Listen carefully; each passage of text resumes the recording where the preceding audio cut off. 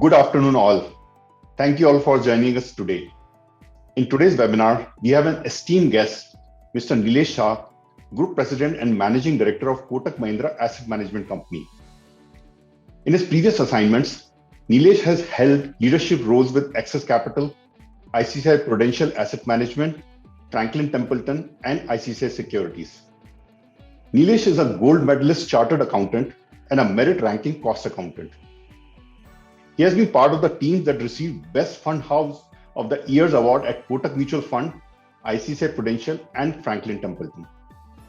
Nilesh likes cricket and follows it whenever he finds time. He's an avid reader and likes educating investors on financial planning. Nilesh has co-authored a book on financial planning called A Direct Take. As you all may know, Scriptbox is India's most trusted digital management service. At Scriptbox, we believe that good investing is not just about choosing a fund. It's about understanding your aspirations and goals, building a portfolio, and managing it actively so that you do not compromise on your dreams. We are a SEBI-registered investment advisor. We keep sharing insights, ideas, and content on a regular basis on topics related to investments, aspirations, life goals, leadership, and health. Please visit our website, scriptbox.com, social media platforms, and channel Scriptbox on YouTube. If you like this webinar, do tweet about it mentioning the handle Scriptbox. A master storyteller who blends facts with learnings from Mahabharata, Ramayana, and cricket. Ladies and gentlemen, please welcome Nilesh to this webinar. Nilesh, hope everyone in your friends and family is safe. Thank you, Anu. Yes, by the God's grace, everyone is safe in our family and friend circle. Though there is undoubtedly a very, very challenging time for India. Active cases are mounting up. Availability of medicine is a challenge, but it has improved a lot in recent times. I just hope and pray that, like Mumbai, where we have seen active cases coming down, it starts happening in rest of India. Nilesh, so unfortunately, I know you are a cricket lover and IPL was kind of a good distraction for everyone with all the news about COVID coming. So disappointed about IPL being cancelled? I think it was very tough choice. On one side, if we conducted it well, people would have appreciated it. On the other side, if something untoward would have happened, it would have created a bad name for us. It makes sense to avoid an event like IPL right now. This is time to focus on winning war against COVID-19. And whatever we can do to win that war will be extremely critical, not only for market, but also for economy and the country. Yeah, I think we all have these tough choices right now to make. And unfortunately, my heart goes out to everyone who's impacted. And all of us have been impacted in some way or the other, either through our friends or family or hearing some of these news. So my heart goes out to all the people. And I hope everyone recovers and we recover from this whole second wave very quickly. So unlike last year, Nilesh, the second wave of COVID has not triggered a nationwide lockdown. However, statewide and partial lockdowns are leading to downgrades of many sectors like auto, banking, and pharma. Earning estimates have been cut by 1.7% and 1.1% for FY22 and FY23. And rural India is badly hit this time, unlike last time. And just I was reading a couple of days back that in rural India, we have lost 2.8 million jobs in April. So what are your views on the short-term impact on the economy due to the second wave? So Anup, as you mentioned, the second wave's ferocity is humongous. It's in urban India, semi-urban India, as well as rural India. And unlike last time where we could take the national lockdown call, and there were so many people who were opposing that. But today, with the benefit of hindsight, we realize the importance of taking that call. Now we are having Hobson's choice. A a second national lockdown will have inevitable economic cost.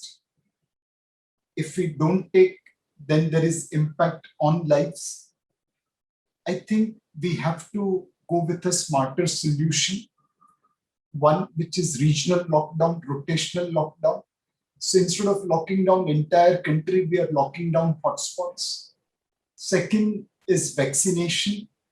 India has ability to produce more number of vaccinations, and the entire supply chain is coming in place, from raw material sourcing to injectables for injecting vaccine to distribution system.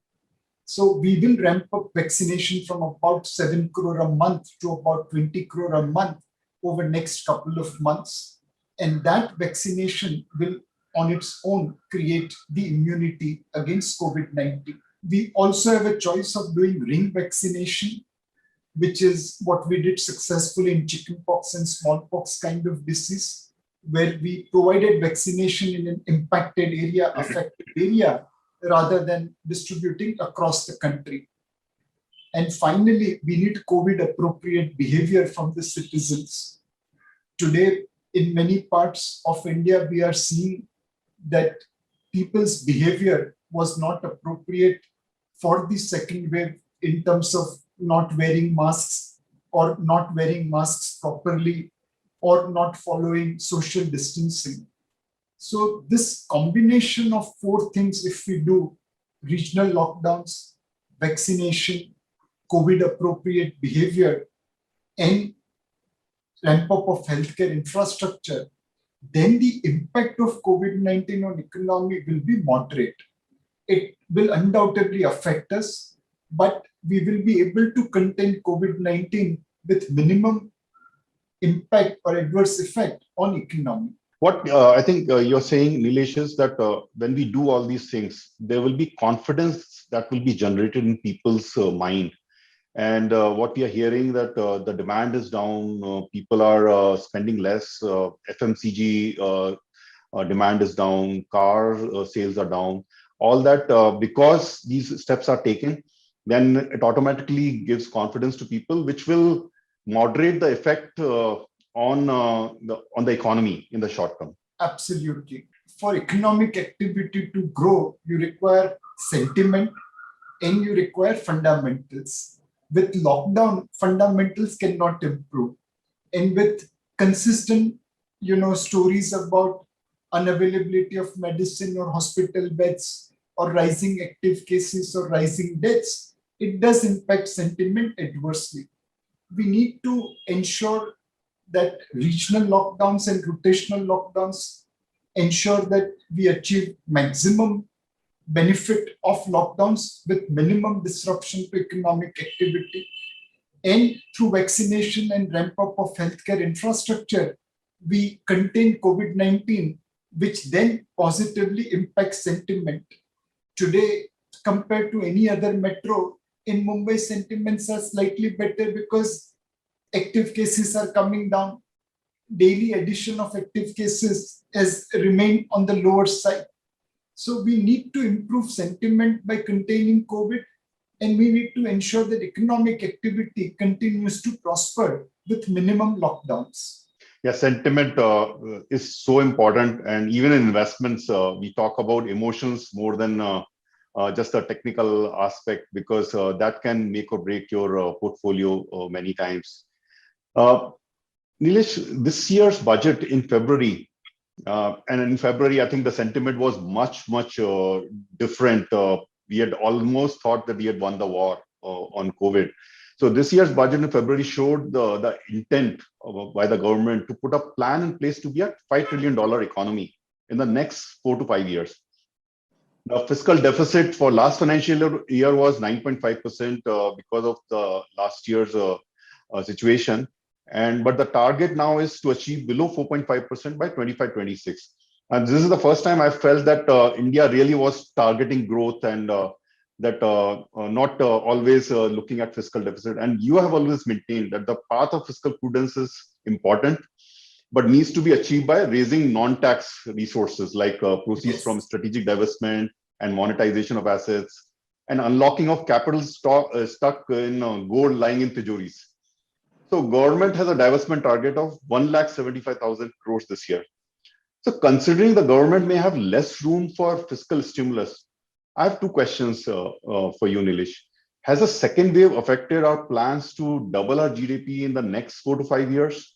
And what are the long-term implications on the economy? So, Anup, I still believe that if we get our act together, we can double our GDP in 5 years. It's a tall task, no doubt about it, but it's not impossible.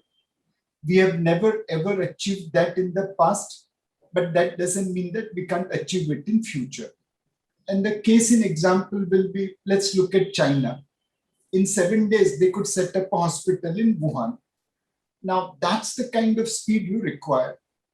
Now, one will say that, look, China is China, India is India. But if you look at Konkan Railway Corporation, they did set up a railway line between Mumbai and Goa through Konkan region in a record time. If you look at Indira Gandhi International Airport at New Delhi, ahead of Commonwealth Games, it was constructed at record pace. If you look at Delhi Metro Rail, again, it was ahead of Commonwealth Games. It got constructed at a quick time. So when we have target in mind, like Commonwealth Games, then we are able to execute projects at a speed which is at par with the world. May not be the best in the world, but certainly it is at par with the world. So we need to put a target and then put commitment towards it. Today, we are not putting a target, we are not benchmarking ourselves vis-a-vis the best in the world. So this is more of a mindset issue. What we had mindset to complete Konkan Railway, the New Delhi Airport or Delhi Metro, same urgency, same mindset we have to apply for entire country. Number two is financing of this investment. Now we are a leaking bucket. We go all over the world to raise money through foreign direct investments and foreign portfolio investment. We get billions of dollars from foreigners for growing our economy. And then what do we do with that money? We send it for import of gold. In first 21 years of this decade, this century, we have spent close to $500 billion in import of gold, silver, and precious stone.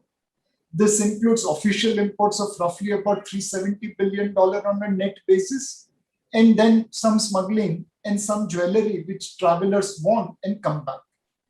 Now, if you remit $500 billion in just 21 years, you can very well imagine what happens to your growth. I need to monetize this gold to create money which can fund infrastructure investment.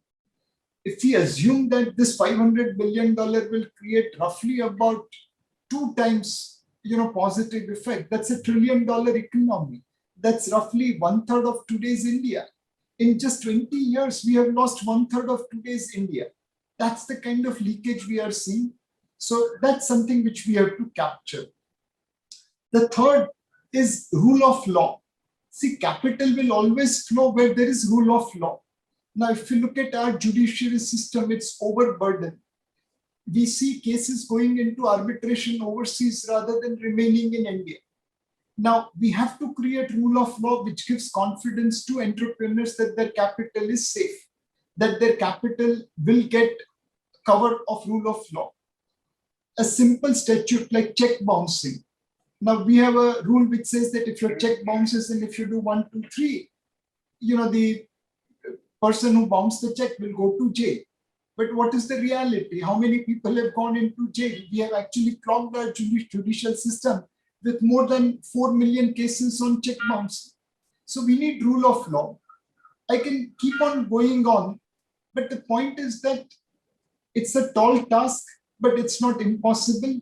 If we get our act together, if we allow Indian entrepreneurship to flourish, then certainly doubling our GDP in 5 years is not impossible. Actually, it's very true. So what you're saying is that there is an impact of COVID and it can be moderated in the short term.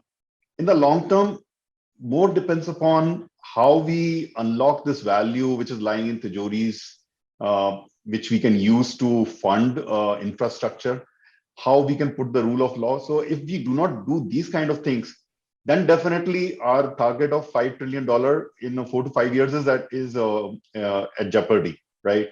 So it's more to do with doing these things rather than the short-term impact that COVID may have on the economy. And we absolutely have to get these things right in order to make sure that we achieve that $5 trillion. So there is an intent which has been put in place, but there should also be some action taken in order to achieve that intent. Absolutely, Anup. I mean, if India can send a satellite to moon at a much cheaper price than the rest of the world, there is hope for us. And I just want to give illustration of Amul. It was founded by, Tribhuvan Das Patel, a farm leader from Gujarat. It was nurtured by Dr. Verghese Kurian, a Keralite settled in Gujarat. It was supported by millions of uneducated farmers. They were not necessarily chartered accountants or MBAs or engineers. They were right from the bottom of the pyramid. And look what they have created. From a milk importing country, India has become the largest producer of milk in the world. It has created prosperity for farmers. It has created a giant company, Amul, which is India's largest FMCG company. And all this is possible because, people came together, local ground support came, and they leveraged our own strengths. I'll give you a very small example, Anup. Many decades back, I was traveling in a hot summer afternoon in a car somewhere near Vallabh Vidyanagar, which is in Anand district, Kheda district. And I saw cows and buffaloes covered with a blanket. And I was wondering how inhuman it can be. It's so hot here and you're putting animals under blanket. And the driver who was driving us explained that, sir, we put water on this blanket and this cools animals. So their energy goes towards production of milk, doesn't go towards fighting heat.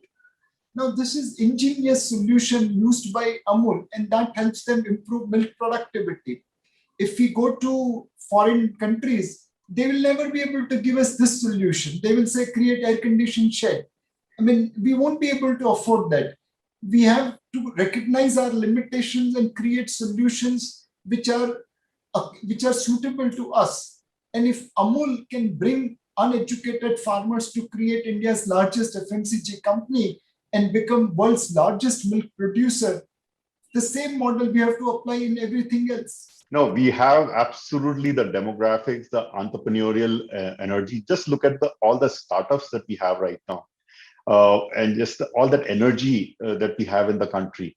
As long as we are able to channelize it, I also believe that, yes, we should be able to achieve that $5 trillion economy. But yes, we have to work hard towards it. It's not an easy target, certainly. And what's the fun if it's an easy target, right? It has to be, the challenge has to be there. But again, so in short, because there was a question that I put, that what are the long-term implications? So are you saying that in the long term, it is challenging, though COVID is impacting, but the long-term impact, what I would say, prospects of the country or the economy remain intact as long as we do some of these things right? Undoubtedly, 3-4 months here or there doesn't make a difference to long-term growth trajectory of a country. But we have to convert this crisis into opportunity. We have to ramp up our healthcare infrastructure so that in future such crisis doesn't get repeated. We need to use ring vaccination, which allows resources to go where problem is, rather than taking a democratic rights on all the resources. We need to have social understanding to follow COVID appropriate behavior.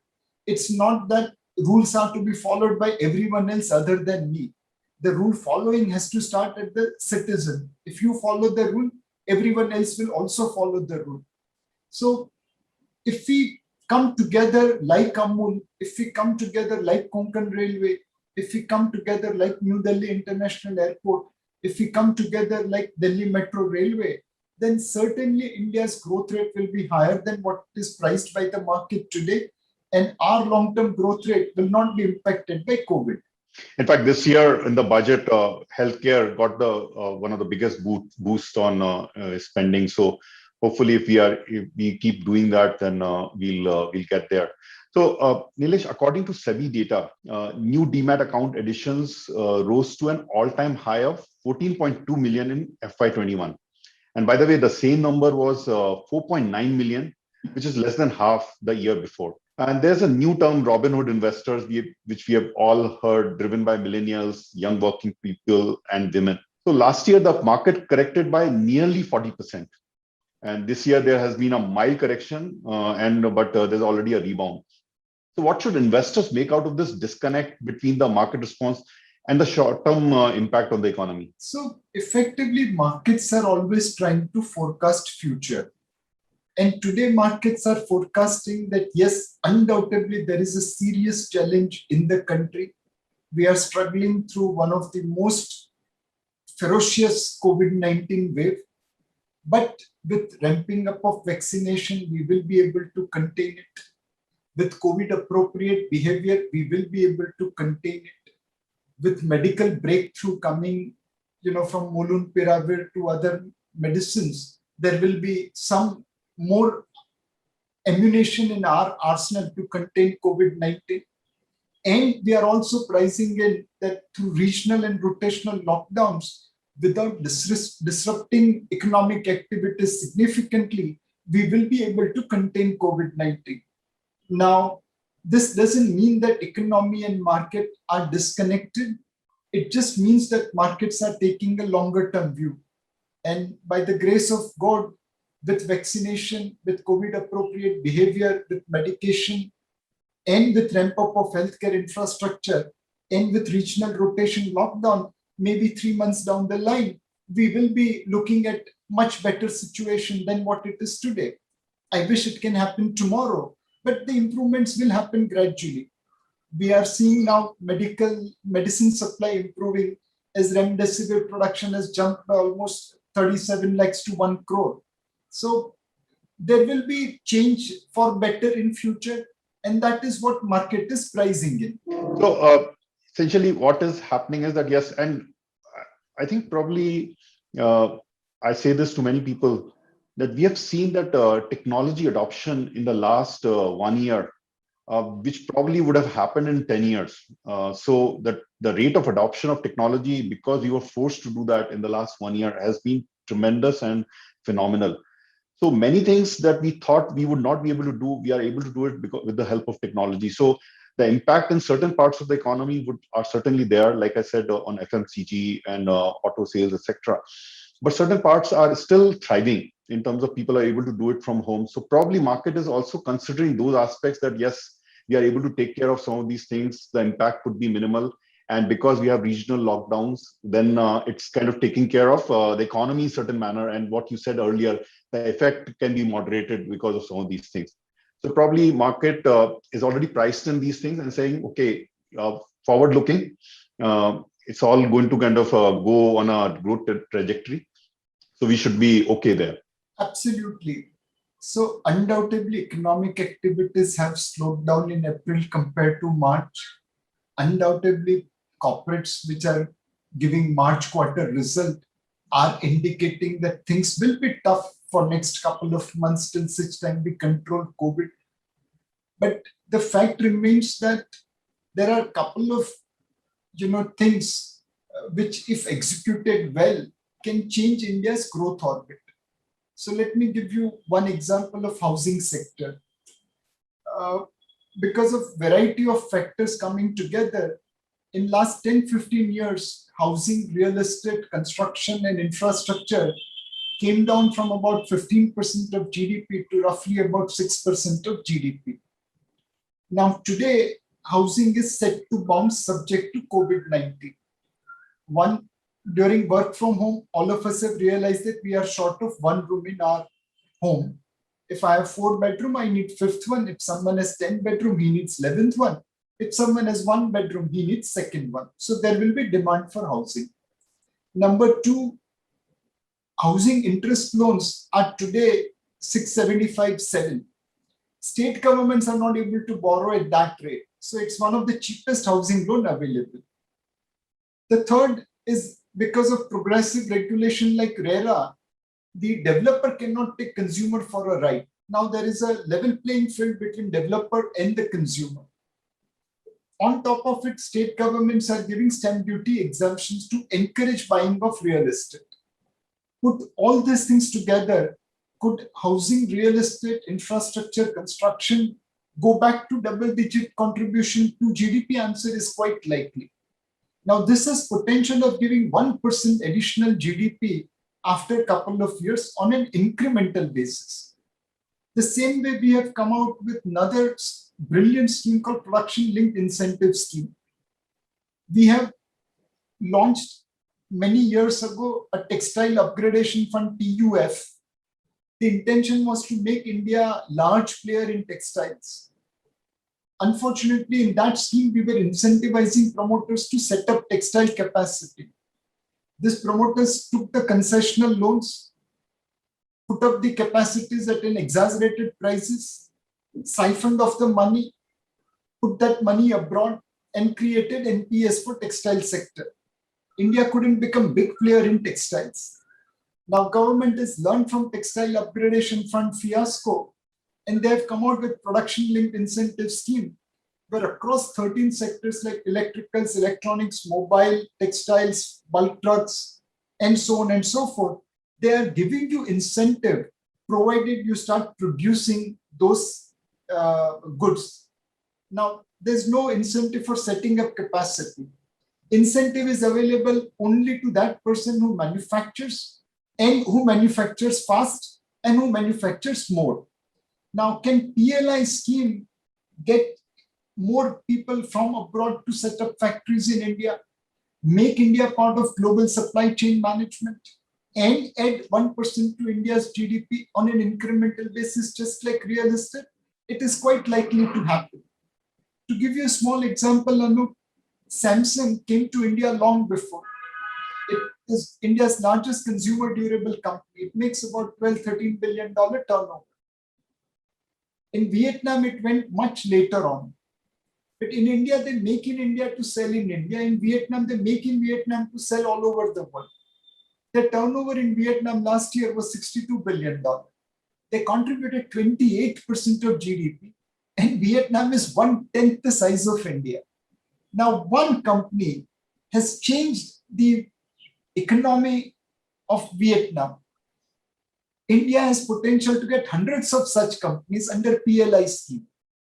Now, just imagine between housing and PLI, twin boost which can come to our growth. So undoubtedly, COVID is challenging right now. It is creating untold misery for people. But I will dare say that if you can contain COVID-19, then the growth trajectory is still not adversely impacted for 3-4 months, issue. And when we have had we have our backs against the wall, like it was in 1991. You always come up with the solutions and rebound. So I also totally agree with you. The manufacturing aspect. In fact, the example I wanted to give you is Bajaj. So Bajaj has been exporting bikes without some of these incentives that may not have been there for them, right? So this PLI scheme can really do some of these things which boost our manufacturing capacity. And then the housing analysis that you gave, actually, it's very interesting way of looking at it. That yes, we would need that because people are now finding a need to have that extra bedroom or extra space because you're working from home. So working from home is also, in a way, stimulating a demand for the housing sector. Absolutely. I mean, in India's case, it is fair to say that we neither disappoint an optimist nor we disappoint a pessimist. In crisis, we find solution. But if we have to grow at double digit, then we have to ensure that without crisis also we find solution and we take right steps. Sure. I think it should be more put in the process rather than just taking action when there's a crisis. So, Nilesh, investors always want to know because markets are still high, and some of the investors probably are waiting for the market to, because past data is the only thing that you can rely on. So people are probably waiting for the market to correct. So they want to know what specific steps they need to take when there is uncertainty like last year and this time, and the market has not really corrected. So, Anup, if you see all those people who sold out in March, April, May, I mean, undoubtedly, they know that they made a mistake. All those people who bought in March, April, May, they have realized that we can afford to buy a little higher also. We don't have to wait for prices to come down so much. So will market go down to March 20 level? Unlikely, because both sellers and buyers have learned from their mistake. Number two, in March 20, there was a fair amount of uncertainty because there was no vaccination, there was no prescribed medication, and we were staring at dark. Today, we are undoubtedly in dark tunnel, but we could see light at the end of the tunnel because of vaccination, because of medical breakthroughs. So if people are expecting correction in the market, we never know what will happen in the short term in the market. It can come, it may not come. And which is where you will have to develop longer term investment approach. The best way is to look at market valuation and then increase or decrease your allocation. There's no way you could have moved 100% into cash on 17th of Jan 2020 when market started correcting. You could not have put 100% of your cash in market at 27th March 20 when market made a bottom. These are all hindsight numbers. You can never achieve that. So today market is fairly valued. It has risks of COVID-19, but it has also support of better growth, courtesy PLI, courtesy housing, and so on and so forth. So in a fair value market, please keep neutral allocation. If due to some untoward event market corrects, you will incur loss on your position, but you need to average and invest more and become overweight because markets have become cheaper. On the other hand, if market does not correct and they continue to rise, no problem.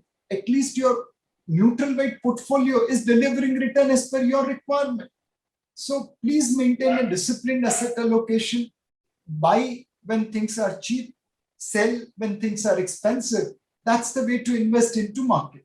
I remember I talked to you in our podcast last year, and you had referred to a 2008 scenario where you and Nirmal Jain and Rakesh Jhunjhunwala were talking about when the market was 8,000, and you said, okay, let's just go and invest.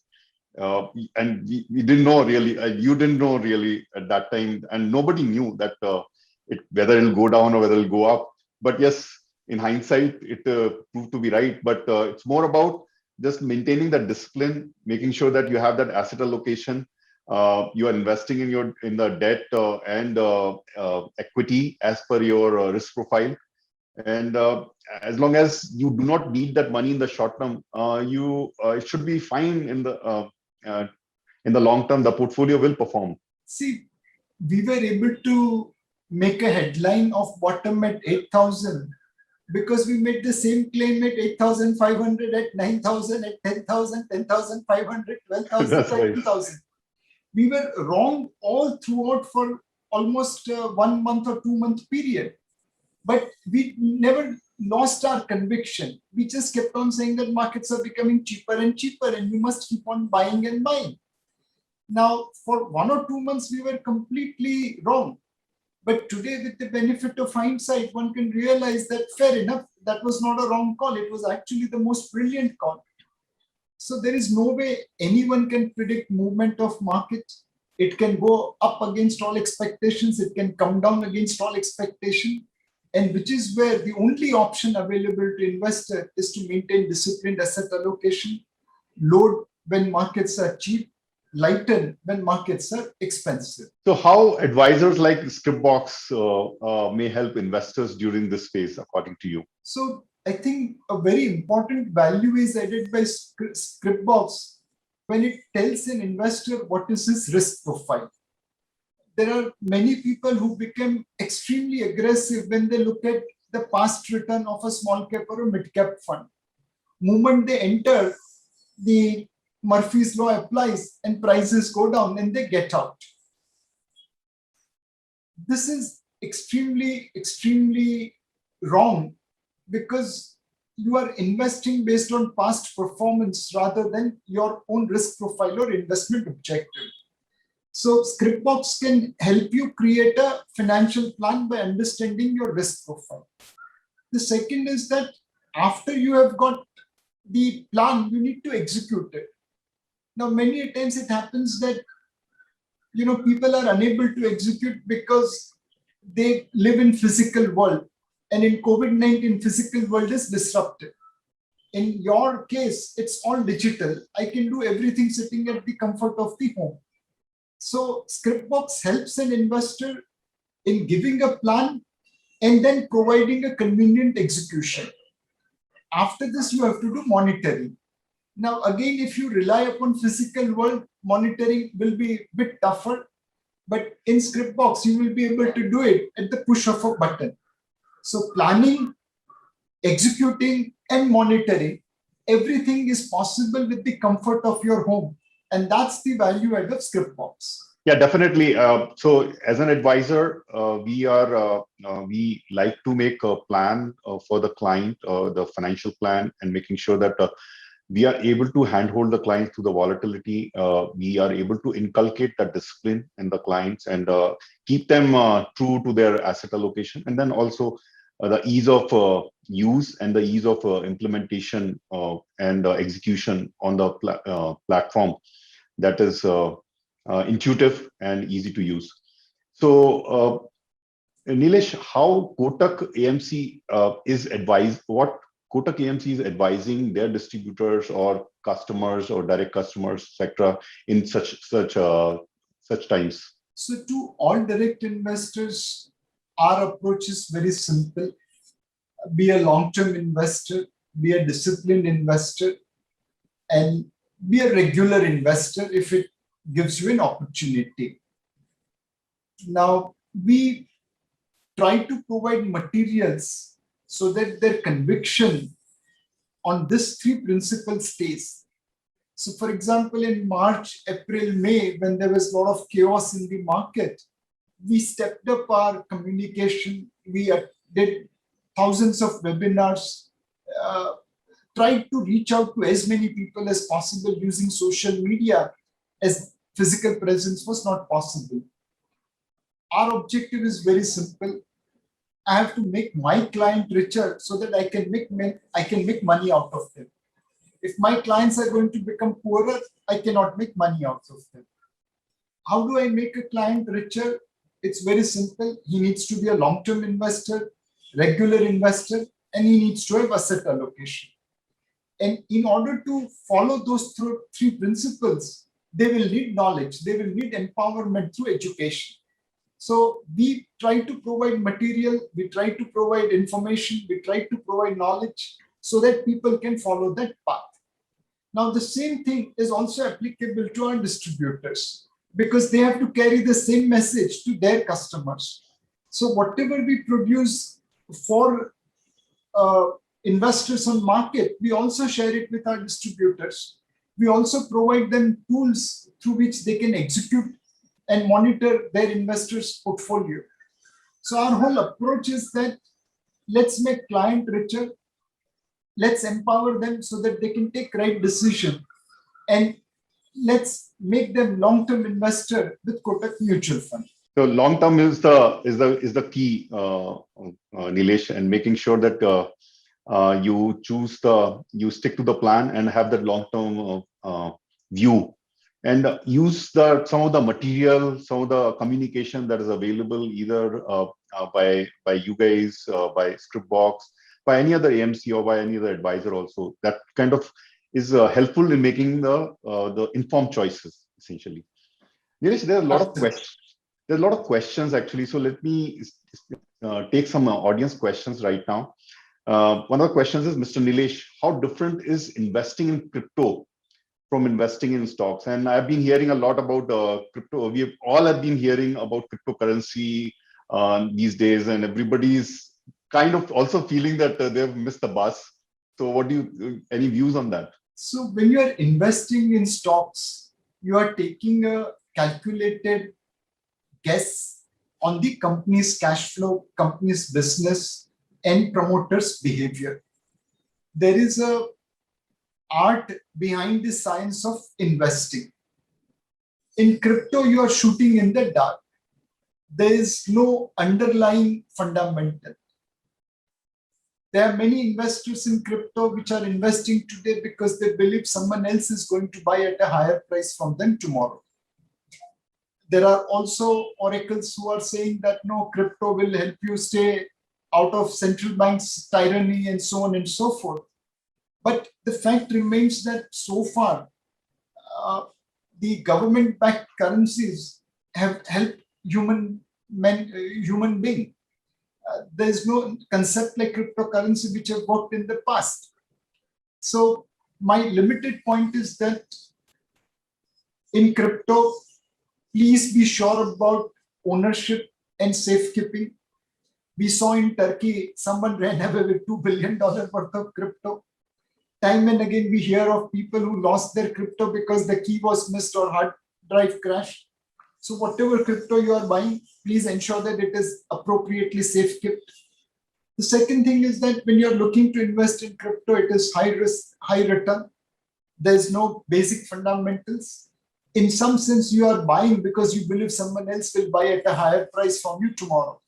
So be ready for high volatility. If I dare may say, you should put that money in crypto, which you will be okay if you lose 100%. That's the kind of risk I'm talking about.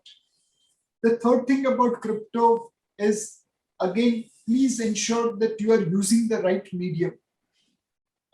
There are n number of cases where companies or mediums have promised something, platforms have promised something, and then they have delivered exactly opposite. There was a concept called stable coin where they were promising to put money in dollar equivalent. In reality, they were not putting as per what they had promised. So please ensure that safekeeping is there, right medium is used, and you are taking high risk, high return component out of your portfolio for crypto. Yeah, investment is not all about finding that most exciting product. It's I often say this to many people, investment can be very boring actually.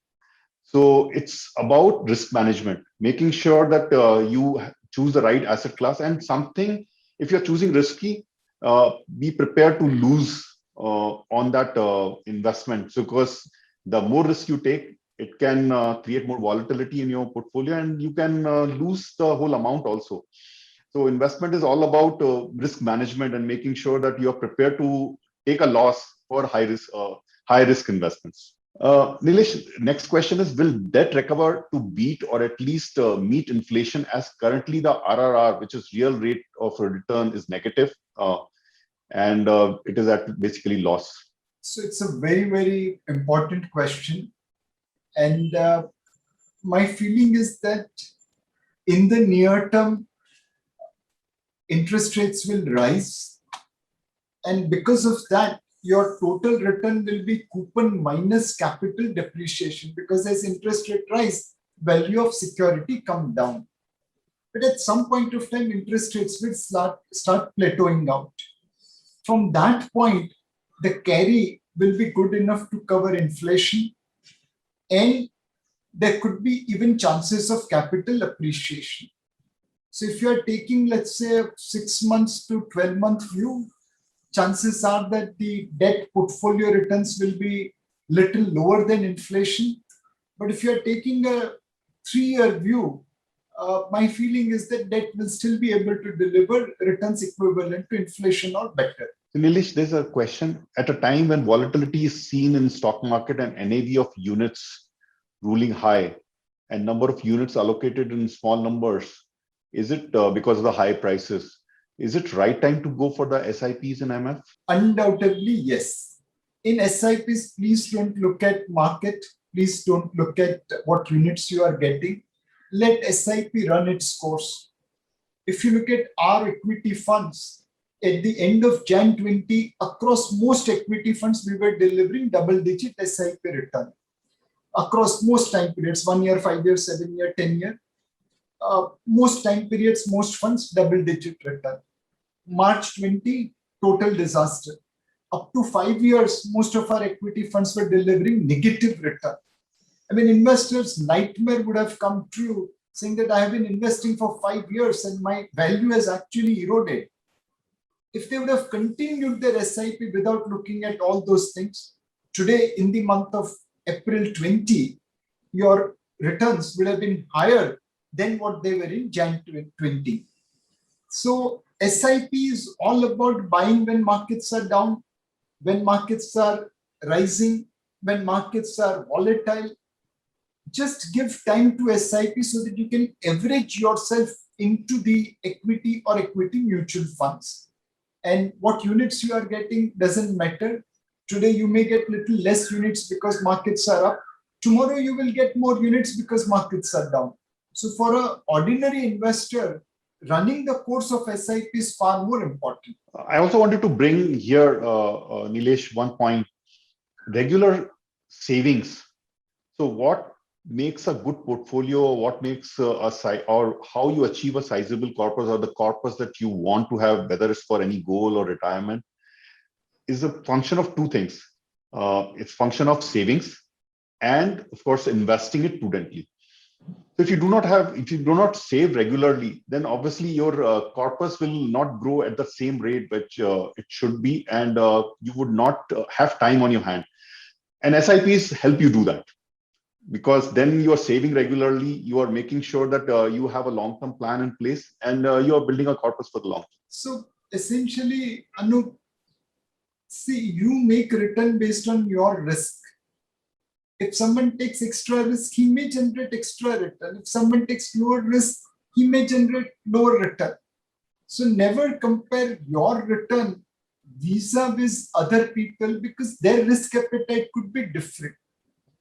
We have to focus on only one aspect. I have to beat inflation.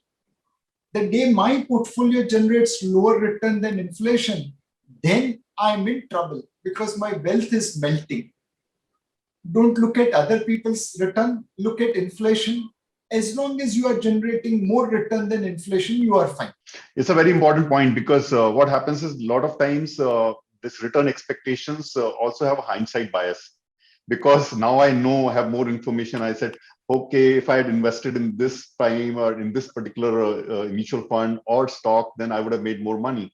But that's not how it works. And second thing is, the return expectation should be as per inflation, not because in the past we had very high inflation. That's why the return expectations should have been higher. But now inflation is also moderated. So return expectation should also be as per the inflation, because your economy also grows accordingly, right? So, and more importantly, you have to learn from your mistake. Now, one can say that, look, if I had bought 10,000 shares of HDFC Bank when it came out with IPO, I would have made so much money. I mean, fantastic learning. But how are you correcting it? Are you going in search of HDFC Bank kind of companies in other sectors and trying to invest into that? If yes, that learning is valuable. But if you are only lamenting that, oh, I could have bought 10,000 HDFC Bank at the time of IPO and I would have become rich, now I am not. Please don't cry on the mistake you have made. Please learn from the mistake and improve upon it. There's a specific question so I will take it actually. Will Nifty reach 12,000 as the second wave going to peak? So, Arup, there's no way anyone can answer that question. If number of active cases keep on rising, if there is a national lockdown, if there is no ramp up of healthcare infrastructure or vaccination, undoubtedly Nifty can come down to 12,000. But will it stay there? Answer is again undoubtedly no, because there will be corrective action taken. There was oxygen shortage. Now we are trying to overcome that. There was medical shortage. We are trying to overcome that. As I mentioned, remdesivir production has jumped from 37 lakhs to 1 crore a month. Hospital beds were issue, maybe it's issue even now, but it's getting improved. There is capacity which is being created. So please don't focus on whether markets will go to 12,000 or not. That will be based on the events which will happen. Please focus on how much I have invested when markets are at 14,500 and how much I can invest if market goes to 12,000. Sure. So Nilesh, there's one more question that I will take. Last question. What is Nilesh sir's view on mid cap, small cap compared to large cap for 5 years? So if you pick up a good quality small and mid caps, they are likely to outperform large caps over 5 years. Now, let me just draw a very simple 2x2 for good company definition. See, there are good companies, there are bad companies, and there are good promoters, there are bad promoters. Now, when you invest in a bad company and bad promoter, it's a short way to lose money. If you invest in a good company and good promoter, it's a short way of making money. And if you invest in a good company but bad promoter, or a bad company but a good promoter, then your chances of making money are limited. Now, this is as simple as investments can be. Now, what is the definition of good company? Any company which earns more than the cost of capital is a good company. If you make 12% and pay 8%, you will always be profitable. If you earn 8% and pay 12%, one day you will become bankrupt. So please focus on companies' ability to generate return on equity, which should be higher than cost of capital. The second thing is good promoter. Now, how do you define good promoter? There's no thermometer which you can put in a promoter's mouth and say, okay, he's good or he's bad. But then most of us end up picking up a bride or bridegroom in arranged marriage for ourselves, for our kids. How do we pick up that? We take references, we interact, we do some research, and we arrive at a conclusion that this person is suitable. The same thing you have to do with the promoter. Look at his past to find out whether he's worthy of your money or not. You can interact with him, and today, via television channels and via digital media, most managements are available to you. So pick up a good promoter who is worthy of your money. Pick up a good business where cost of return on equity is higher than cost of capital. And if you can pick up a portfolio of small and mid caps which are meeting this criteria, I'm quite confident that this will outperform large cap stocks over next 5 years. Yeah, in other words, it's the business, the promoters, and also maybe the price at which you pick up I'm just talking about stocks, right? But choose the right mutual funds also which have that kind of strategy, and you can always look at that analysis, and you can work with advisors or distributors to make sure that you have that kind of insights in terms of how the companies are picked up, and where it's not only the numbers that you're talking about, it's also the softer aspects of how the promoter has been or what the vision of the promoters are. Absolutely. Many a times individual investors does not have time or energy to do research and build a portfolio. For that, you have mutual funds. We don't do charity. We do charge fees for our expertise. But we invest in portfolio of companies after doing appropriate research, and we continue to monitor them so that they can create wealth for our investors, for our unit holders. So actually, there's one more interesting question. If I have your permission, can I just take this? Yeah, and then we'll. What are your thoughts on AI business in coming years in India? Which are the best companies to invest? Because AI is such a hot topic, I thought I'll take this question. So today, if we look at India's technological architecture, most of the companies are focused on developing AI, whether it's large, mid, or small. All IT companies are using tools around AI to provide better services, better products to the consumers. If you look at, on the other hand, users or consumers, they are also using AI to improve their competitiveness. So as mutual fund, are we using kind of AI for improving our research? Answer is yes. In the past, we used to put all the data crunching on balance sheet annual reports manually. Now today, you have machine learning language, which can scan the entire balance sheet and put data in very, very quickly. Earlier, we used to think about a company, about price, about valuation. Today, we are able to use data and crunch data to arrive at the same conclusion. What was gut feel is now backed by data. So there is undoubtedly a wave of using artificial intelligence, of using machine learning language, of using data to create better understanding and bigger competitiveness for your industry, for your company. Now, it's difficult to identify one company versus another.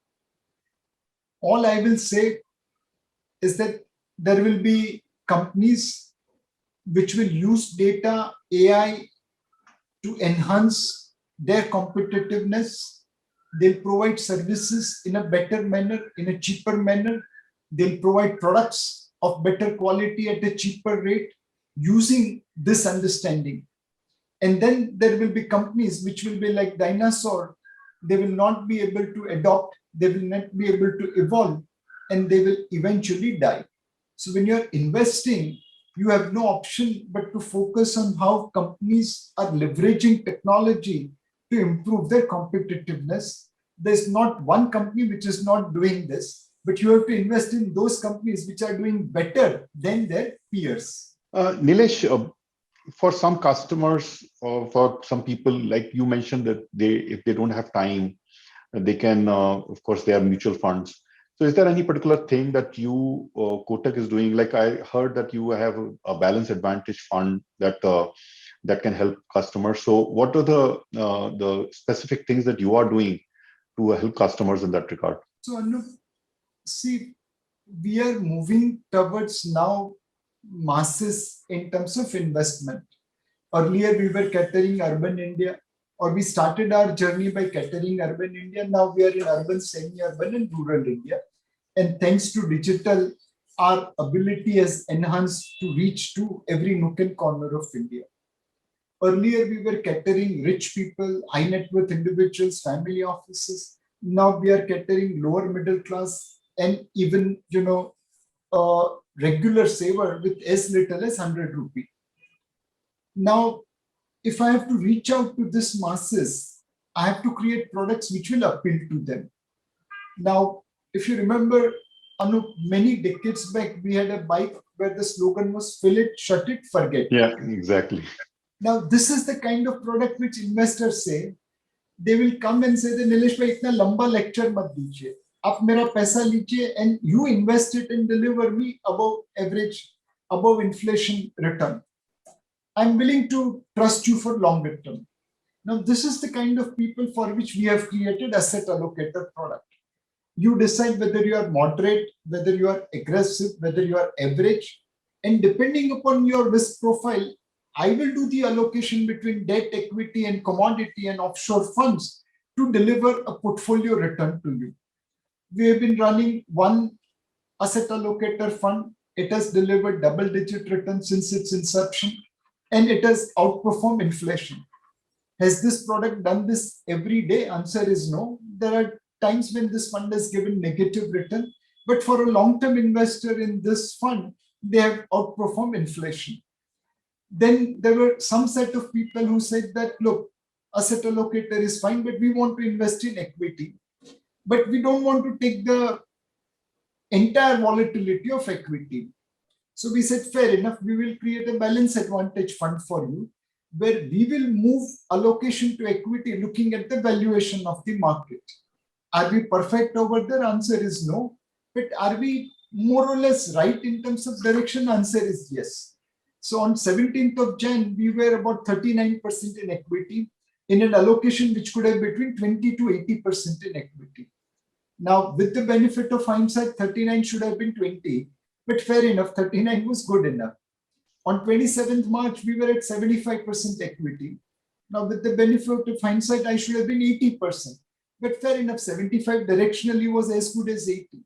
So we have done this balance advantage fund with a view to deliver equity minus return with equity minus volatility. So what you're providing customers is that full asset allocation approach, which they do not need to worry about, but nevertheless, that helps them ride the market volatility and not worry about it because Kotak will take care of it.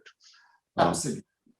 Nilesh, those are very valuable insights, and I have heard you in many forums, and it's always an absolute pleasure to hear from you. We talked about economy, short term, how we can take care of what steps we can take to help the economy, the long term impact, asset allocation, what investors can do, and how advisors can help, and how Kotak is helping customers with their asset allocation fund. So thank you so much, Nilesh. Would you like to say something to the viewers? I would like to say to the viewers that we are going through a very challenging time. And most of the time, the short-term kind of impacts our long-term picture. Please take care of yourself. Please follow COVID-appropriate behavior. And, please maintain your disciplined asset allocation. We will overcome these challenges and we will see better days ahead. Thank you, Nilesh. Viewers, if you have further queries, please contact your relationship manager or use our website, scriptbox.com, to get answers. For all your financial and investment related requirements, please download our app. Do visit us on various social media platforms and subscribe to our channel, Scriptbox, on YouTube. If you have liked this webinar, do talk about it on social media platforms. Thank you to all the participants for joining us today. We hope to see you again in our forthcoming webinars. This is Anup Bansal from Scriptbox, wishing all of you the best of health.